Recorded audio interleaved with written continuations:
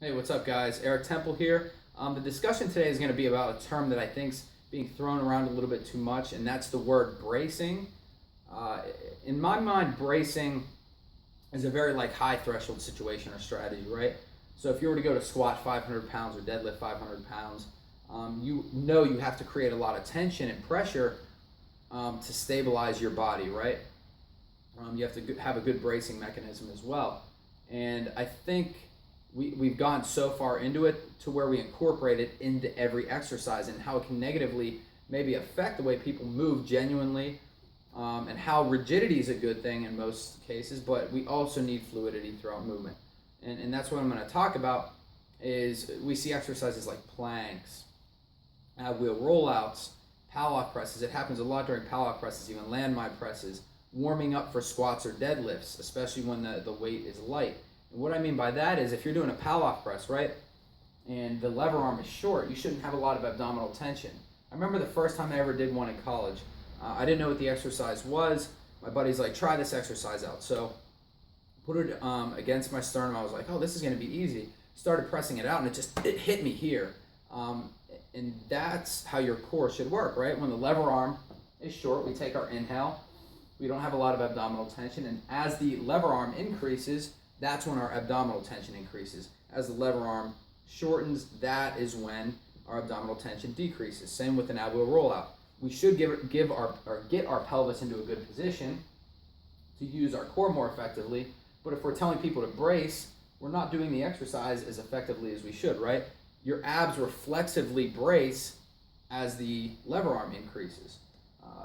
The same goes with planks. We teach people here, if you're telling people to brace in a plank, now you have affected their breathing patterns, right? So that comes into play. Now, the same goes for warming up for a squat or a deadlift.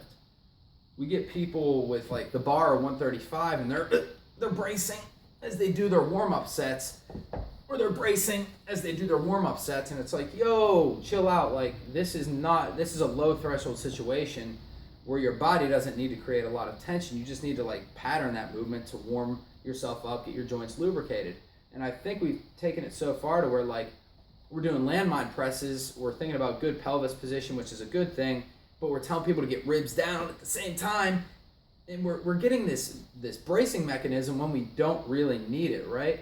And this flows into everything. So if you associate like bracing is a good thing, this high threshold situation or strategy, you're going to use it all the time. When you're going to throw a ball, or when you're going to like hit a baseball and you don't want to move in certain ways, it affects everything else. It affects your beliefs, and then trickles down to your movement behavior, and then affects patterns as well. So if you're always thinking rigidity, right? Rigidity, and you're going to pick something up off the floor and you're taught to move through your hips, people will start to do this to pick a feather up off the floor. It's like we still need fluidity throughout movement. So you need extension in your spine. You need flexion in your spine. When you go to pick something up, just go to pick it up and use your legs to push it up, right? That's an issue a lot of people have, is they don't use their legs to push items up off the floor, so they use their back, and that's why they hurt their back. And it happens a lot, and I think it's something that we use too often, and I have used too often, but I'm starting to kind of readjust my thinking and how I coach people into these better positions, and how to use their core more effectively, right? We don't always need tension here. The tension will come sometimes from the resistance placed on your body. And in most circumstances, if you're going to lift something heavy, that brace becomes, it is there when you create pressure through your system, okay? So it is a good thing to learn a good bracing strategy, but to use that bracing strategy on every exercise is probably not the greatest thing. It's going to create rigidity when it's not needed, and then we affect fluidity, which we also need. So hopefully that made sense, guys. Thanks for listening.